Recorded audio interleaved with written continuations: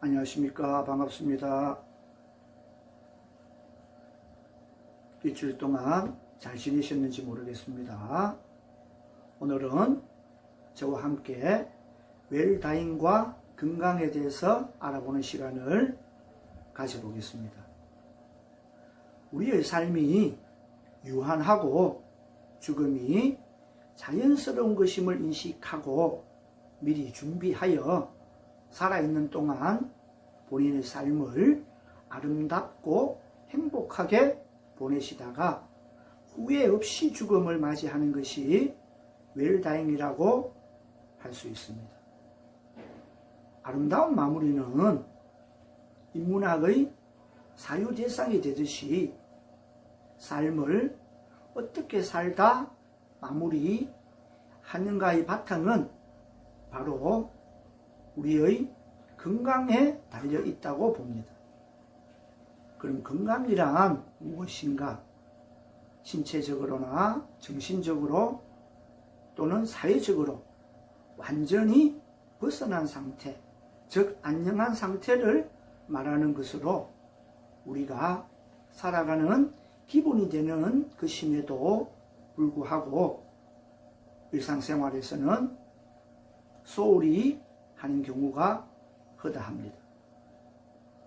여러분, 인생 100세 시대가 드디어 찾아왔습니다. 100세까지 사시는 게 과연 축복이 될까요? 아니면 걱정이 되겠습니까? 축복하는 분도 많이 계시겠지만 아마 걱정을 하시는 분도 많으시리라 봅니다. 그 이유는 바로 건강입니다. 웰다잉과 건강에 있어 웰다잉의 첫 번째 과제는 걸어다니다가 죽는 것입니다. 아무리 멋진 꿈을 꾸고 멋진 미래를 계획을 했더라도 어느 날 갑자기 알지 못할 병에 걸려서 걸을 수가 없다든지 아니면 병원에서 가만히 누워서 생을 마감해야 된다면 내가 살아온 인생의 의미는 찾기가 힘들 것이라고 봅니다. 우리는 저 세상으로 가는 날까지 건강하게 사시다가 죽는 것이 웰다잉의 최우선 과제가 될 것입니다. 그렇기 때문에 자신의 건강을 우선으로 생각하며 중풍이나 치매, 특히 암 등의 만성질환을 예방을 잘해야 하겠습니다. 죽기 전에 육체적, 정신적 건강을 유지해 주어야 합니다. 갈수록 우리의 평균 수명은 지속적으로 증가하고 있는 추세입니다.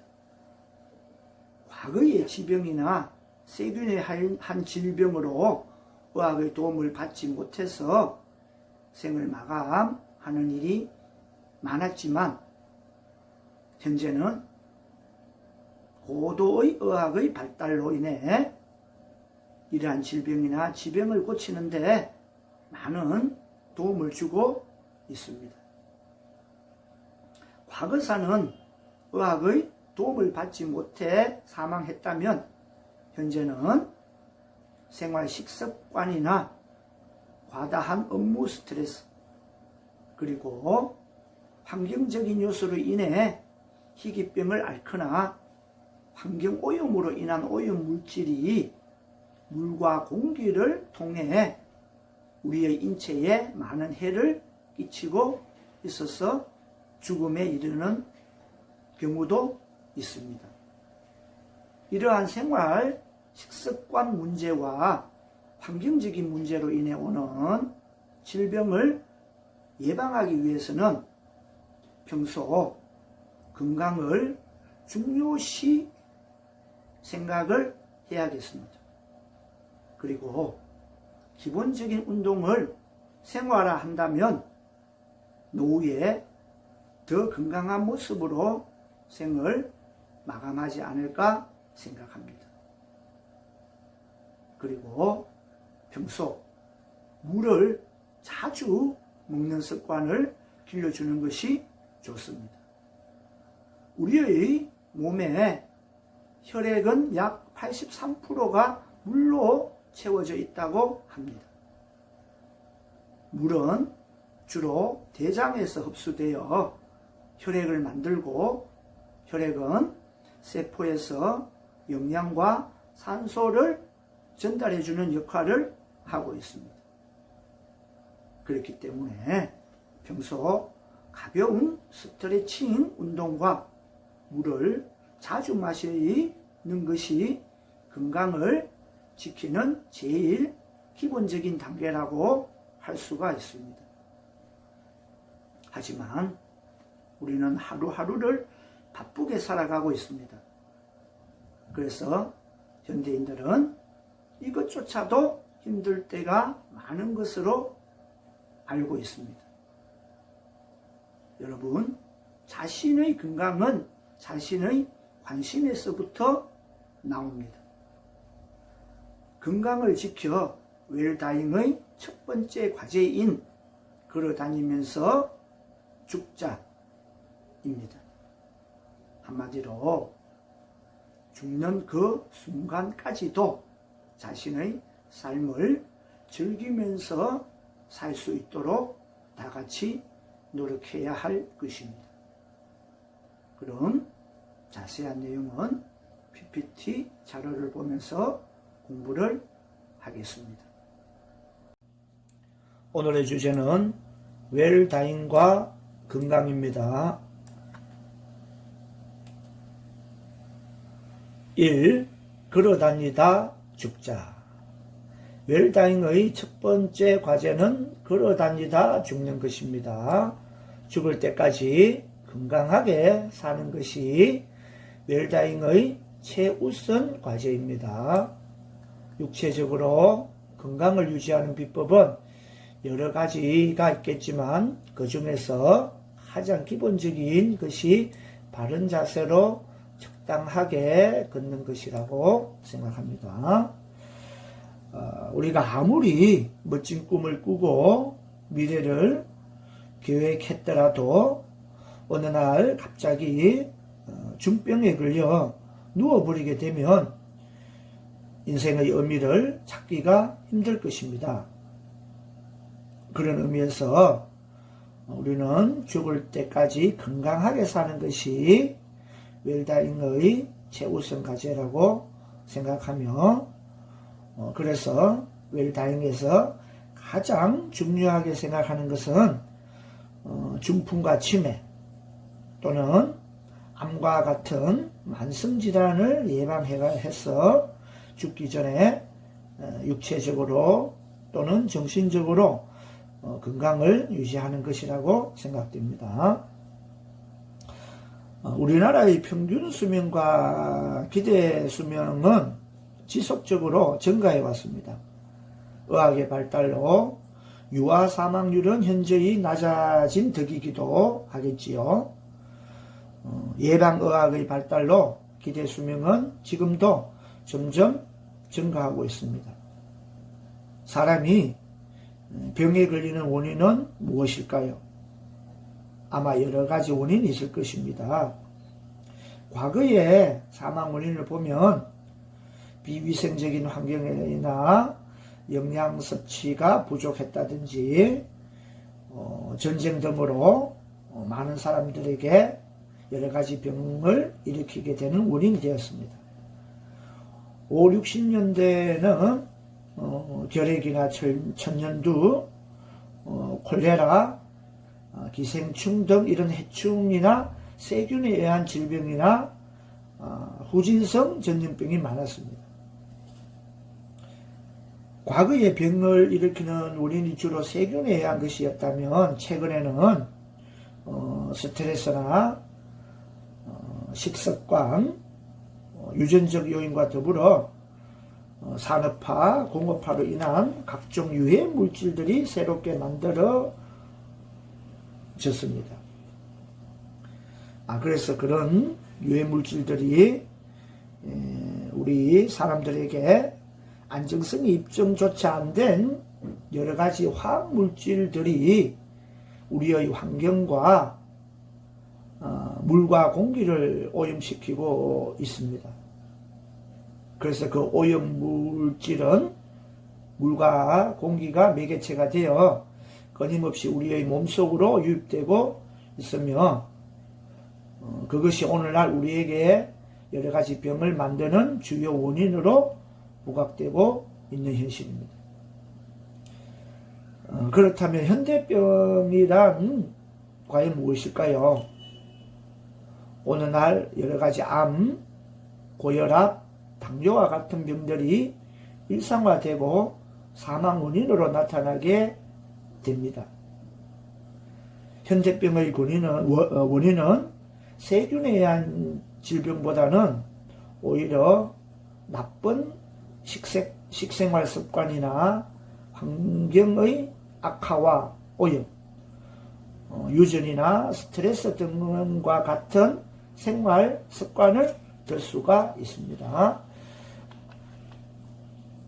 2번, 깨끗한 물을 많이 마시자. 먼저 물과 인체에 대해서 알아보겠습니다.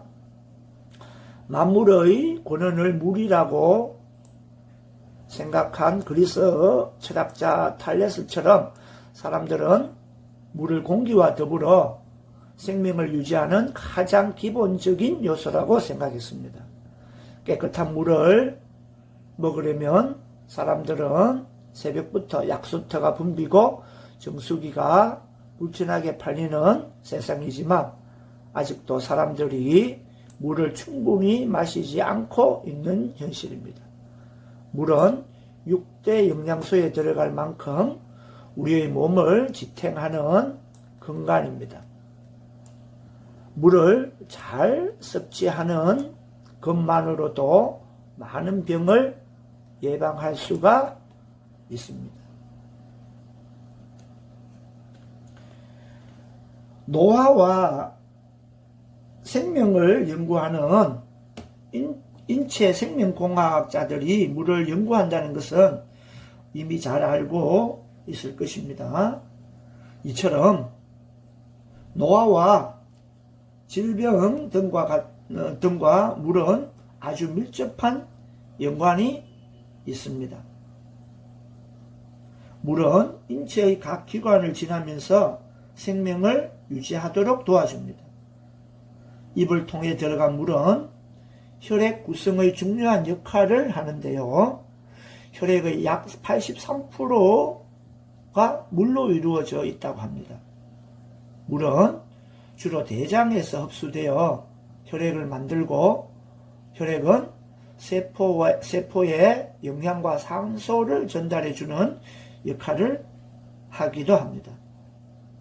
이 과정에서 물을 충분히 마시지 않으면 탈수가 되고 심장을 비롯한 각 기관에 나쁜 영향을 주게 됩니다. 다음은 물의 효능에 대해서 알아보겠습니다. 물의 핵심 역할은 신진대사이다. 생명 유지를 위해 물질을 외부로부터 섭취하여 필요한 구성 물질로 바꾸고 이때 생긴 노폐물을 체외로 배출하는 과정에서 나타나는 화학적 변화의 총칭, 우리가 섭취한 음식물을 소화, 흡수, 운반, 배설하는 총 과정을 뜻합니다. 소장에서 흡수된 영양분과 대장에서 흡수된 수분은 간으로 이동하고 우리 몸에서 필요한 에너지 형태로 전환된 영양분은 심장으로 이동하여 혈액을 통해 인체의 기본 구성단위인 세포로 이동합니다. 세포는 혈액을 통해서 필요한 영양분과 산소를 공급받아 생명유지 활동을 도와주게 됩니다. 그리고 이때 세포에서 만들어지는 각종 노폐물은 다시 혈액을 통해 이동하여 신장으로 이동하고, 신장에서는 필요한 물질을 다시 걸러서 몸으로 돌려보내고, 불필요한 물질은 소변을 통해서 몸 밖으로 배출이 되는 것입니다. 물의 효능 두 번째입니다. 세포의 형태를 유지시켜준다. 모든 생물은 세포라는 최소 단위로 이루어져 있습니다. 생명체인 세포는 외부 세계에서 영양을 섭취해서 소화하고 그것을 에너지로 바꾸거나 분열해서 그 수를 늘리면서 우리의 몸을 유지시켜줍니다. 이렇듯 세포는 생명을 갖고 있는 체내의 최소 단위입니다. 세포에는 인체의 내장과 같은 역할을 하는 세포질은 대부분이 단백질이 섞인 물이라고 생각하시면 됩니다. 물의 효능 세 번째, 암과 같은 만성질환의 예방이다. 물을 많이 마시는 것은 암 예방에도 효과적입니다. 발암물질이 몸에 들어왔다고 해서 곧 암이 생기는 것이 아닙니다. 발암물질이 어느 정도 이상 쌓여야 암세포가 만들어지는데, 이때 중요한 것이 특정 농도 이상이 되어야 한다는 것입니다. 다행히도 우리 물은 무엇이든 묽게 만드는 힘이 있습니다. 따라서 물을 많이 마시게 되면 발암물질이 암세포로 변할 만한 농도에 이를 수 없고 결과적으로 암을 예방하게 되는 것입니다. 그래서 물은 적어도 하루에 1.5리터 이상 마시면 좋겠습니다. 3번, 탈수와 건강에 대해서 알아보겠습니다. 먼저 탈수의 중요성입니다. 우리의 몸은 약 7, 80%가 물로 이루어져 있습니다. 이처럼 많은 물이 약간 줄어든다고 해서 인체에 영향이 없을 것 같지만 실제로 우리 체내의 수분은 1, 2%만 부족해도 심각한 문제가 발생합니다. 건강의 적인 탈수는 변비나 비만, 피로, 고혈압, 노화, 뇌졸중, 당뇨 등 암 등의 원인이 될 수도 있습니다.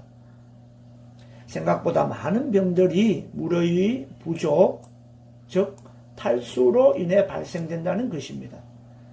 자, 여기서 한 가지 주의할 점은 카페인이 든 차와 커피 등은 탈수를 더 많이 유발시키는 물질이라는 점입니다. 이런 음료를 물로 착각하면 탈수 증상이 더 빠르게 일어날 수가 있으므로 커피 등을 마시는 사람들은 물을 더 많이 섭취를 해야 합니다. 그래서 통상 하루 작은 컵으로 8잔에서 10잔 정도의 물을 권장하기도 합니다. 물의 중요성은 아무리 강조해도 지나치지 않습니다. 사람의 하루 수분 소모량은 소변으로 배출되는 수분이 약 1.4리터라고 합니다. 소변 이외로 배출되는 수분이 약 1리터, 그래서 총 2.4리터 정도 달한다고 합니다. 그러므로 하루에 섭취해야 할 수분은 2.4리터 정도가 되겠죠. 사람이 하루 음식으로 섭취하는 수분량은 1에서 한 1.2리터 정도 되므로 적어도 식사 이외에 앞에서 언급했듯이 물을 1.5리터의 물을 하루에 꼭 마셔줘야 한다는 것입니다. 그래서 통상 하루 8잔에서 10잔의 물을 권하는 것도 그러한 이유 때문입니다. 이 물은 어떻게 마셔야 할까요? 첫 번째로 운동 중 조금씩 천천히 마신다. 두 번째, 아침 기상 시 공복에 물 한 잔 마신다. 세 번째, 지침 전 한두 시간 전에 물을 마신다. 네 번째, 차와 커피를 좋아한다면 물도 더 많이 마신다. 다섯 번째, 음주 전후에 충분한 수분 섭취가 중요하다. 여섯 번째, 목마를 때 물을 마시면 늦다. 갈증이 생기기 전에 미리 마셔라. 일곱 번째, 식전 30분, 식후 1시간 30분까지는 물을 마시지 않는 게 좋다. 여덟 번째, 물을 조절해야 하는 울혈성 심부전, 간경화증, 신증후군 등과 같은 질환이나 갑상선 기능 저하증, 부신 기능 저하증과 같은 질환에는 물을 많이 마시는 것보다 의사 선생님과 상의하여 물을 조절하여 마시는 것이 좋다. 마지막으로 물도 씹어서 천천히 마셔라. 물은 모든 사람들이 생존하기 위해 물은 꼭 필요한 존재입니다. 사실 우리 신체의 3분의 2가 물로 구성되어 있습니다. 물을 마시는 것이 매일의 식단에 포함되는 것은 당연하지만 물을 마시는 데 있어서 해로운 방법도 있다는 것을 알아야 합니다. 그리고 많은 사람들이 그것을 잘 알지 못한 채 잘못된 방법으로 물을 마시고 있는지도 모릅니다. 물이 몸에 부족하면 만병의 근원이 됩니다. 수분이 부족하면 혈액순환이 제대로 되지 않아서 여러 가지 이상 증세가 나타나기 마련입니다. 건강한 신체를 유지하기 위해서는 물이 중요하지만 물을 잘 마시는 방법 또한 더 중요합니다. 물을 한꺼번에 많은 양을 마시는 것은 오히려 몸에 부담이 되고 해롭다고 합니다. 그래서 천천히 적당하게 차갑지 않은 물을 30분 간격으로 마시면 더 좋겠습니다.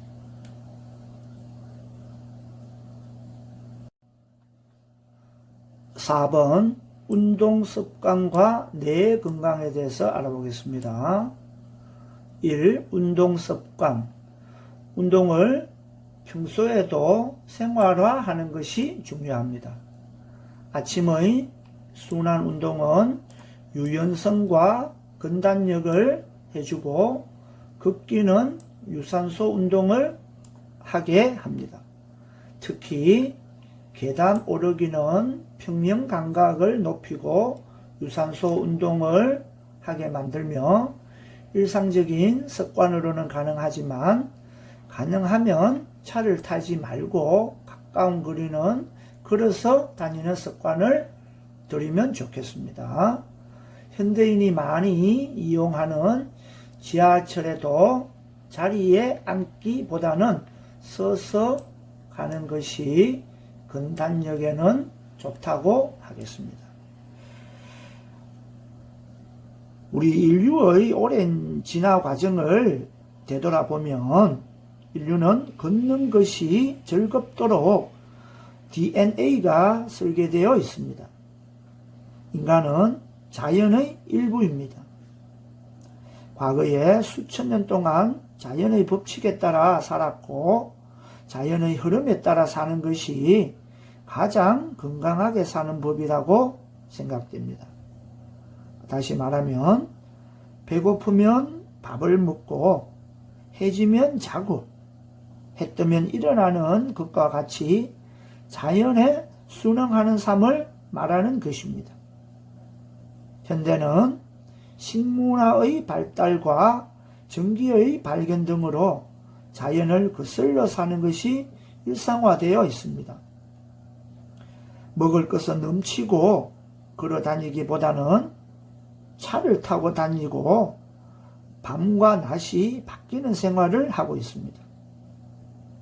이러한 자연과의 부조화는 오랜 세월 길들여진 인간의 뇌를 피로하게 만들고 스트레스를 유발하여 여러 가지 질병을 초래하기도 합니다.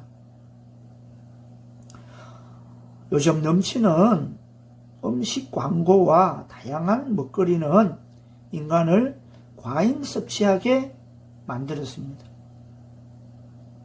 적게 먹고 많이 움직이는 생활이 가장 좋지만 많이 먹는다면 많이 움직여야 그나마 균형을 유지할 수가 있습니다.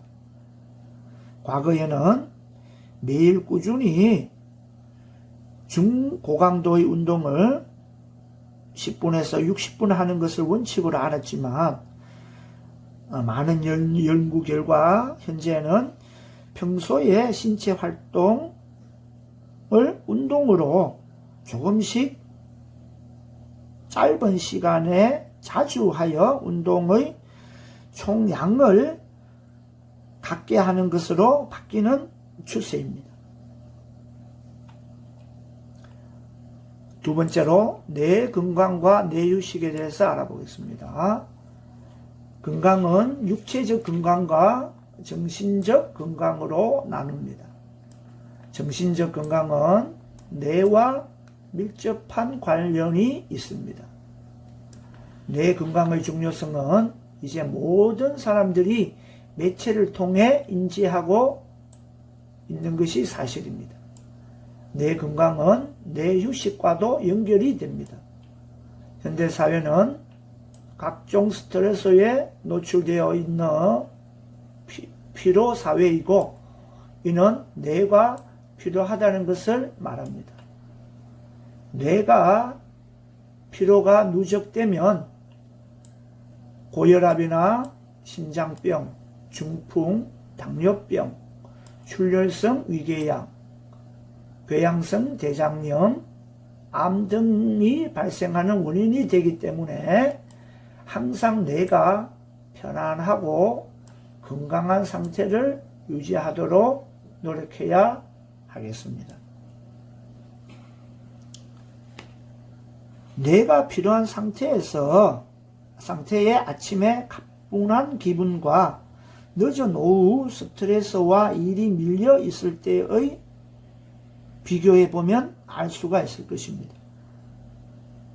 오후의 뇌 상태에서는 뇌가 피로해 뇌가 제대로 돌아가지 않는 것을 느낄 것입니다. 즉, 뇌가 필요하면 본격적인 생활 습관병이 발병하게 되는 원인이 된다는 것입니다. 뇌 피로의 회복을 위해서는 오감을 쾌적하게 작용하면 좋습니다. 틈나는 대로 도심을 떠나 자연을 만끽하면 됩니다. 개울물과 풀벌레 소리, 새들의 소리, 바람 소리와 같은 불규칙하지만 절묘한 조화를 이루는 소리는 마음을 편안하게 하고 뇌 피로를 낮추어 세로토닌을 상승시킵니다. 아름다운 자연을 바라보는 것만으로도 마음을 차분하게 만듭니다. 그리고 촉각은 기분과 밀접한 관계가 있습니다. 허깅이나 스킨십을 통해 편안함과 설렘을 가지고 촉각을 즐겨야 합니다. 더불어 감성적인 삶을 살아야 하며 명상도 좋은 습관이라 하겠습니다. 유전자 중에 후각의 개수가 가장 많은 것으로 알려져 있습니다. 향긋한 냄새는 성적 자극을 올려주고 예를 들어 장미의 향은 사람을 현혹한다고 합니다. 숲속의 피톤치드에는 음이온이 방출되고 면역력을 높여 뇌의 피로를 없애주기도 합니다. 또한 우리는 벅찬 감동을 받았을 적에는 엔도르핀을 만들어내지만 그것보다 잔잔한 감동으로 삶의 행복을 찾고 삶의 보람을 찾는 것이 행복 호르몬인 세로토닌을 만들어내는 것입니다. 명상은 자세를 반듯하게 하고 호흡을 천천히 깊게 호흡에 집중하여 오직 지금과 여기에 집중할 수 있도록 만드는 것이 중요하겠습니다. 그래서 감성적인 삶을 산다든지 명상, 이러한 생활 습관으로 또 많은 병을 예방하고 치유할 수 있다고 생각합니다.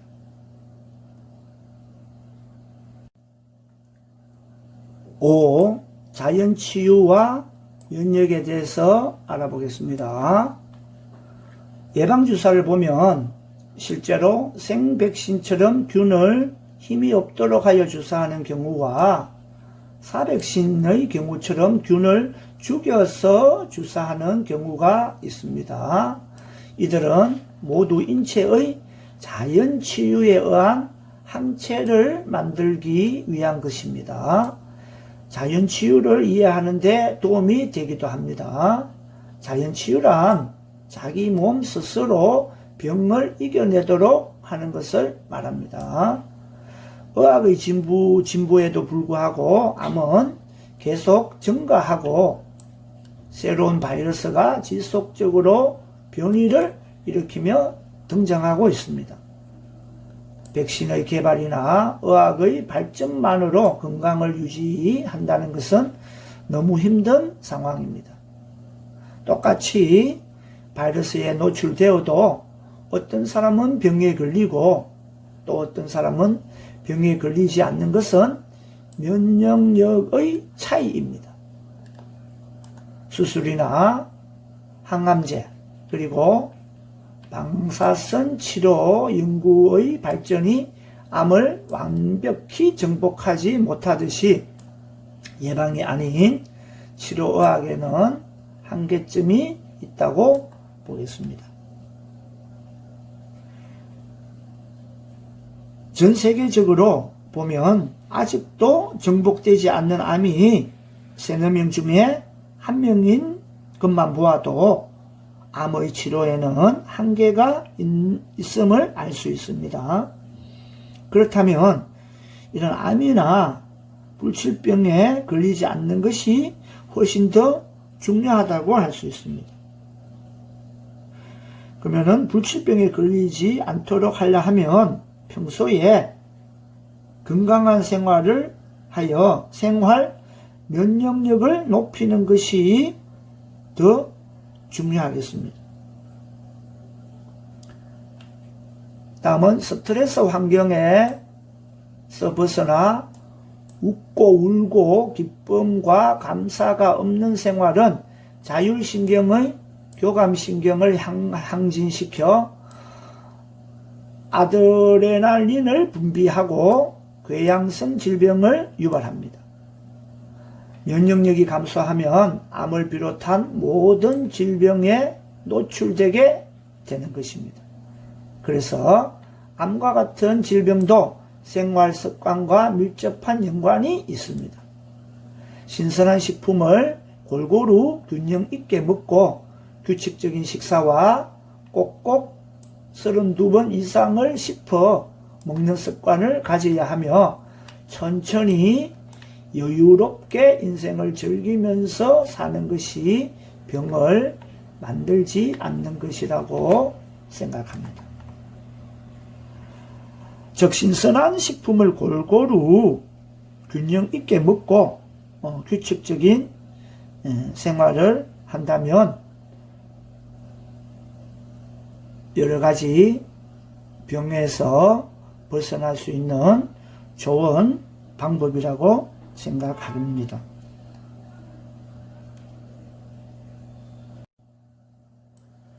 삶의 방법을 바꾸기 위한 몇 가지 방안을 알아보겠습니다. 첫 번째로 여유 있는 삶을 살자. 즉 빨리빨리 병은 육체와 정신 모두에게 큰 위기를 가져온다. 교통사고와 낙상사고 등을 일으켜 누워있는 삶을 만들고 바쁘게 사느라 뇌가 쉴 시간이 없어집니다. 대부분의 빨리빨리 현상은 현대사회를 경쟁적으로 살아가기 때문에 발생하지요. 그래서 남을 위해 사는 삶이 아니고 자신을 위해 사는 삶을 지향한다면 우리는 좀 더 여유로운 삶을 선택해야 하겠습니다. 두 번째로 칭찬을 많이 하자. 칭찬은 남을 위해 하는 것이 아니라 자신을 위해 하는 것이다. 남이 나를 칭찬해 주기 바란다면 남을 먼저 칭찬하는 것이 좋습니다. 좋은 말은 메아리처럼 되돌아온다고 하지요. 칭찬을 받고 기분이 나쁜 사람은 없을 것입니다. 칭찬을 받고 산다면 삶이 조금 더 풍요로워집니다. 그런 기분을 맛보고 기분 좋은 삶을 살기 위해서는 또 베풀어야 하겠습니다. 베푸는 것 중에 돈 하나 안 들어가고 할 수 있는 것이 바로 칭찬입니다. 그래서 칭찬을 하면 반드시 돌아온다는 생각을 가졌으면 좋겠습니다. 세 번째, 감사하는 삶을 살자. 행복하기 위한 방법이 무엇인가를 물으면 감사하는 삶이다. 우리는 누군가와 비교하고 경쟁하는 삶은 끝없는 욕망을 가지게 됩니다. 감사하지 못하는 이유 중에 하나는 자신이 가진 것을 잘 모르기 때문입니다. 내가 현재 가진 것에 감사하기보다는 자신이 원하는 욕망이 채워지기 바라기 때문에 감사할 수 없게 되는 것입니다. 감사할 일이 생기기를 바라지 말고 감사할 일이 생기기 전에 이미 내가 가진 것들이 얼마나 많은가를 알아야 하겠습니다. 내가 가진 것에 대해 감사를 해야 더 감사할 일들이 많이 생기는 것입니다. 네 번째, 긍정적으로 살자. 긍정의 힘은 자신의 삶과 주변을 사람들의 삶을 모두 행복하게 만든다. 우리는 나이가 들어가면 긍정적인 사람들을 곁에 두어야 하겠습니다. 밥을 같이 먹어도 참 맛있다 하는 사람을 옆에 두어야 밥맛도 좋습니다. 예를 들어 음식이 맛이 없다 라고 말하는 사람은 옆에 사람들조차도 입맛을 잃어버리게 만듭니다. 좋은 생각을 하고 좋은 마음을 가지고 좋은 일들이 함께 일어나는 것이 긍정의 힘이라고 봅니다. 다섯 번째, 용서하고 사랑하자. 용서하고 사랑하는 것의 마음의 평화이고 삶의 행복입니다. 용서의 반대는 무엇일까요? 복수라고 할 수 있습니다. 대부분의 사람이 용서보다는 복수를 선택하는 경우는 후회를 많이 합니다. 복수는 받은 만큼 되돌려 주려는 마음인데 결국 복수를 해도 마음이 편하지는 않습니다. 우리의 삶은 알게 모르게 서로에게 상처를 주고 삽니다. 내가 준 상처는 알지 못하고 받은 상처만 기억하기에 용서를 쉽게 할 수가 없습니다. 하지만 어떤 경우라도 죽음이 닥치면 모든 것을 내려놓아야 합니다. 그때 가서 비로소 내려놓지 말고 살아가면서 용서하고 사랑하는 것이 남은 삶을 위해 꼭 필요한 일이라고 봅니다. 마지막으로 봉사하자. 남을 위해 무엇인가를 할 수 있다는 것은 자신이 사랑스럽다는 것이다. 자신이 불행하면 남을 도와줄 수가 없습니다. 사랑은 넘쳐야 좋습니다. 가슴에 넘쳐서 남에게 스며들도록 하는 것이 바로 사랑입니다. 봉사는 자신이 살아가는 의미를 더욱 값지게 하고 자신만을 위해 사는 이기적인 삶이 아니라 이타적인 삶을 살게 하여 사랑이 충만한 삶을 만듭니다. 그래서 봉사와 나눔은 살아가면서 가장 가치 있는 일 중에 하나이고 마음의 평화를 얻게 만드는 것입니다. 6. 건강과 질병에 대해서 알아보겠습니다. 10대 사망 원인 순위 및 사망률을 보겠습니다.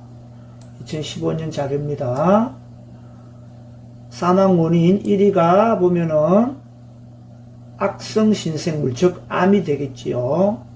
다음 두 번째로 심장질환, 세 번째로 뇌질환,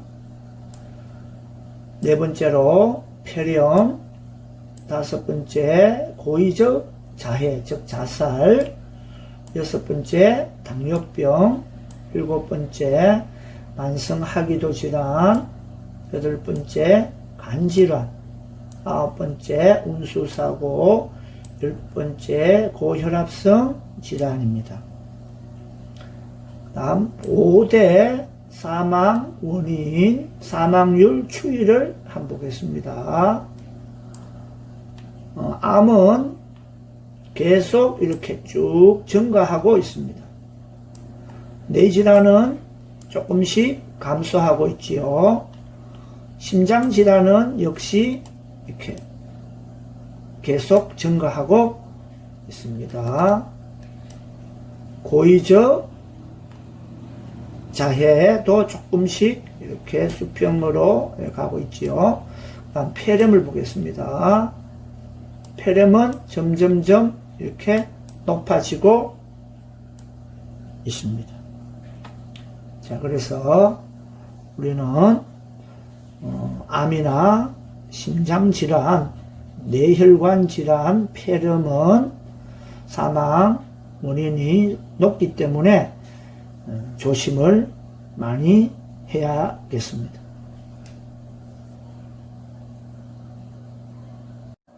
우리나라의 평균 수명과 기대 수명은 지속적으로 증가해 오고 있습니다. 앞으로도 그 속도는 점점 더 빨라질 것입니다. 의학의 발달로 인해 유아 사망률이 현저히 낮아진 덕이기도 하겠지만 예방의학의 발달로 기대수명은 지금도 계속 더 늘어가고 있습니다. 그런데 사람들은 평균 수명에는 관심이 많습니다. 건강 수명은 잘 모르는 경우가 많습니다. 그럼 건강 수명이란 무엇인가? 질병이나 장애 등으로 인해 정상적인 활동을 하지 못한 시간을 평균 수명에서 뺀 것입니다. 우리나라는 약 10년 정도를 건강하게 생활하지 못하다가 죽는다는 통계가 있습니다. 과거에는 결핵이나 천연두, 콜레라 등 해충이나 세균에 의한 질병이 많았습니다. 하지만 최근에는 과도한 스트레스나 나쁜 식생활 습관 또는 유전적 요인과 함께 산업화, 공업화로 인한 각종 유해 물질이 새롭게 만들어지고 있습니다. 사람들에게 안정성이 입증조차 되지 안 된 여러 가지 화학 물질들이 우리의 환경, 즉 물과 공기를 오염시키고 있습니다. 그 오염 물질은 물과 공기가 매개체가 되어 끊임없이 우리의 몸속으로 유입되고 있습니다. 그것이 어느 날 우리에게 병을 만드는 주요 원인으로 부각되고 있는 현실입니다. 나이가 드실수록 좋은 습관을 가지고 신선한 식품을 골고루 섭취하고 균형 있고 규칙적인 식사와 천천히 여유로운 인생을 즐기는 것이 바로 웰다잉을 위한 건강관리가 아닐까 생각됩니다. 평소 잘 지켜지지는 않겠지만 조금만 더 의식하고 노력하여 자신의 건강을 지키려 노력한다면 더 건강한 죽음을 맞이하는 날이 오지 싶습니다. 여러분, 오늘부터 건강을 위하여 좋은 식습관을 가지고 신선하고 몸에 좋은 음식을 골고루 섭취하고 규칙적인 식사와 소중하고 여유로운 인생을 즐기기 위해서 자기 자신과 약속을 해보는 것이 어떨까요? 우리 모두 웰다잉의 건강한 삶을 누렸으면 좋겠습니다. 열심히 살아왔던 지난날과 현재를 위해 오늘 하루라도 자신에게 수고했어 라고 칭찬을 하며 기분 좋은 날들이 되시면 좋겠습니다. 그럼 다음 시간에 또 뵙겠습니다. 안녕히 계십시오.